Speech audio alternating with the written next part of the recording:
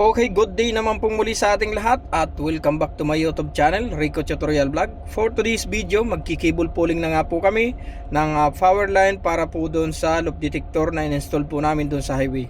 Yan, kung interesado na po kayong malaman kung paano mag-install at maglagay ng power line ng para sa loop detector cable, wag na po natin patagalin pa, ang intro na to. Let's go.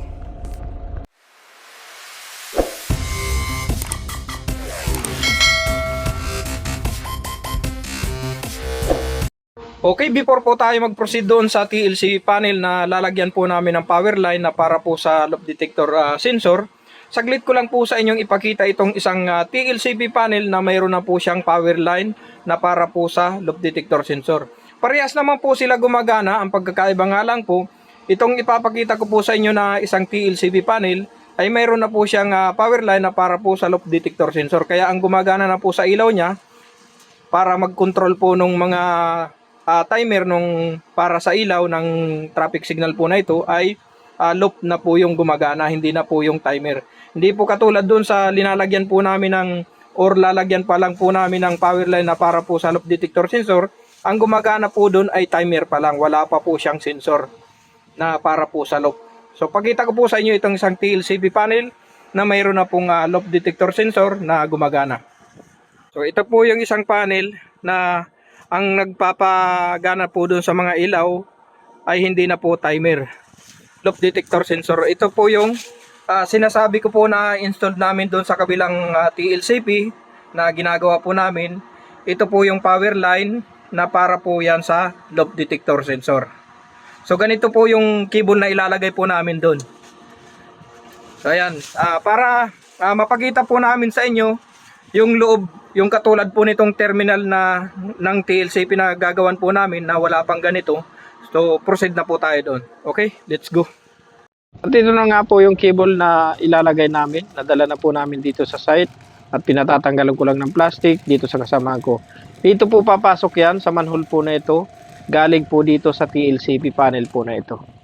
Okay, ngayon nandito ako sa isang TLCP na pag-i-install namin ng lead na cable na para doon sa power supply nga ng loop detector na ini-install namin. So pakita ko po sa inyo. So yan yung terminal na lalagyan namin ng power line nung para sa loop detector namin. Dito yan dadaan sa mga butas na yan. So before kami maglalagay dito, doon muna kami sa labas. Dito kami mag-uumpisa ng cable pulling. Papasok dyan sa manhole na yan. Yan. Papunta doon sa kabila na yan. Dito sa kabilang manhole na ito.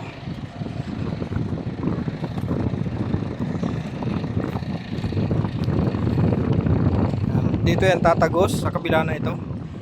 And then papunta naman yan doon sa kabila na ito. Kasi dito yung ini-install namin na loop detector cable. Yan, dito yung tatago sa kabilang manhole na ito. Yan, at ito naman yung mga loop detector cable na linagay namin. So ito na nga yung natapos namin na ilagay yung cable. So yung magiging power line na lang yan. Dito yan dadaan yung pipe niya. Ito ang gagamitin namin na pipe, oh, para dyan sa lead ng power supply ng loop detector. Yan, papunta yan dito sa full box na ito. So yan, start na kami sa pag cable pulling. Dahil na-ready man na namin yung cable, hindi na lang namin ibababa sa dito sa sasakyan ko kasi sobrang bigat nitong cable na to. Okay, start. So yan, magi-start na kami dito. Dito yan, papasok. So ito na, nakapasok na nga yung dulo niya. Ito pala yung isa, ito yung nauna namin. So yung pangalawa, ito, yung nandiyan sa sasakyan na yan. Ito yung pangalawa na papasok, papunta dun sa loop detector na in-install namin dyan sa kabila na yan. So hindi na nga po namin binaba itong cable drum na ito dahil sobrang bigat. Sabi ko, i-open na lang bago mag-start, i-open para hindi nakabuhol siya. para mamaya hila na lang ng hila dito sa loob nito. Yan. Medyo hindi naman po masyadong mahirap yung paghila nito kasi medyo maliit lang naman na cable. Ang problema lang, kailangan manhole to manhole mayroong tao. Kasi yung nagbibigay dito at yung naghihila naman doon sa dulo na yon. So kailangan mayroong tagahila. Kaya kailangan ko ng 3 tao. So bali yung isang tao ko, yan, 2 lang kasi yung available ko ngayon. Nasa kabila yung ibang tao ko. Tapos yung isa kong tao pa nag-absent. Nagdrama-drama na naman siguro. May masakit daw kaya hindi pumasok. O kaya update ko na lang po kayo ulit pagka naipasok na namin itong cable na to, dahil tutulungan ko silang maghila dahil kulang nga kami sa tao ngayon. So bali ako yung magbibigay na lang dito ng cable at sila yung maghihila. So mamaya pagka naipasok na po namin yung cable, update ko po kayo about po sa formation na ng cable at paglagay po ng pipe. Okay? Kaya nga pala, nakalimutan kong sabihin sa inyo kung paano hinihila tong cable na to. So pagka maghihila po kayo ng cable ng ganito sa ipapasok sa duct bank, yan sa manhole na yan, kailangan nyo ng tali ganito. Kahit maliit lang sana, ito ay sobrang laki naman na ito. Para yung cable mahila nyo papasok. Tapos kung halimbawa mayroon pa po kayong isusunod dyan, maglagay kayo ng isa pang tali para mayroon siyang spare na hihilahin nyo pagka mayroon pa kayong ilalagay. So ito yung tali namin na gamit ngayon. Talo mo pa kalabaw yung hinihila namin kasi lalaki ng tali na binigay sa amin. Pwede naman sana yung medyo maliit lang.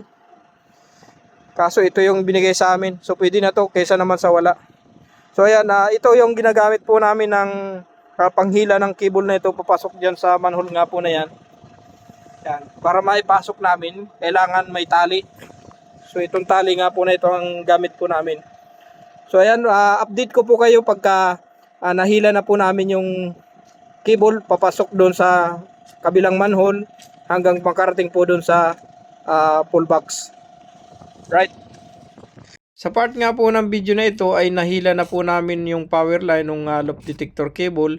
Bali na ipasok na rin po namin dito sa full box, kaya pinababakpilan ko na po dito sa aking kasamahan para matapos na po kami. Bali hindi ko lang nga po na videohan yung paghila po nila ng cable dahil tinulungan ko nga po itong aking mga kasamahan dahil kulang nga po kami sa tao, kaya hindi ko na po na videohan yung pag cable pulling po namin. Linalagay namin na bagong cable na para sa loop detector. So yan, itong nakaroll na to, nakapasok na yan dyan. Yan, naipasok na namin dyan hanggang doon sa kabila na yon, nailagay na namin at papunta doon sa kabila na yon na manhole. Yan, ang dulo nito ay papasok naman dito sa loob nitong TLCP na to. So dyan yan papasok.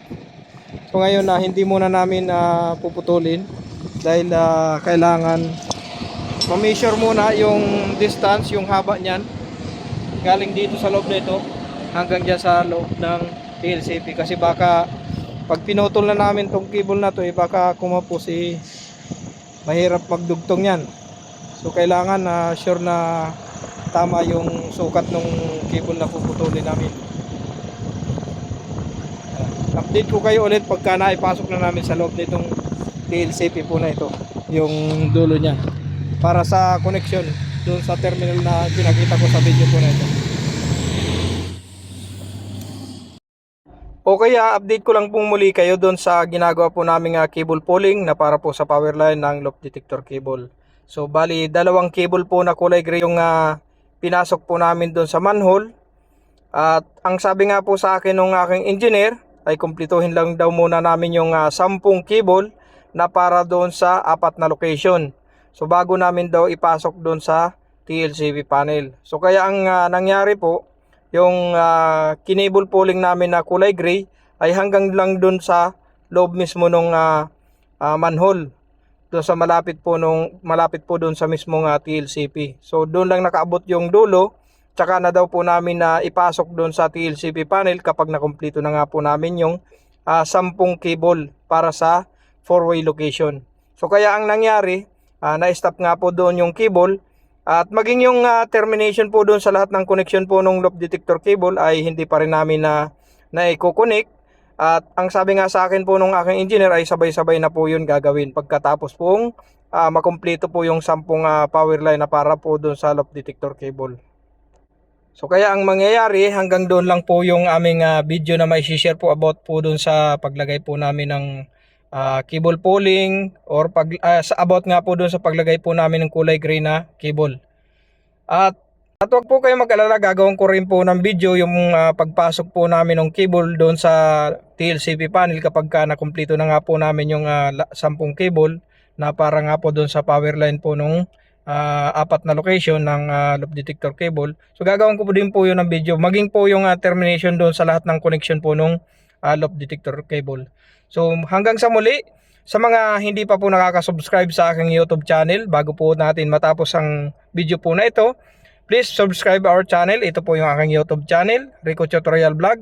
At syempre, pakihit din po nitong bell all para updated po kayo sa mga upcoming video pa po namin i-upload. Maraming salamat, and God bless pong muli sa ating lahat. Kita-kita po tayo sa mga susunod po naming video.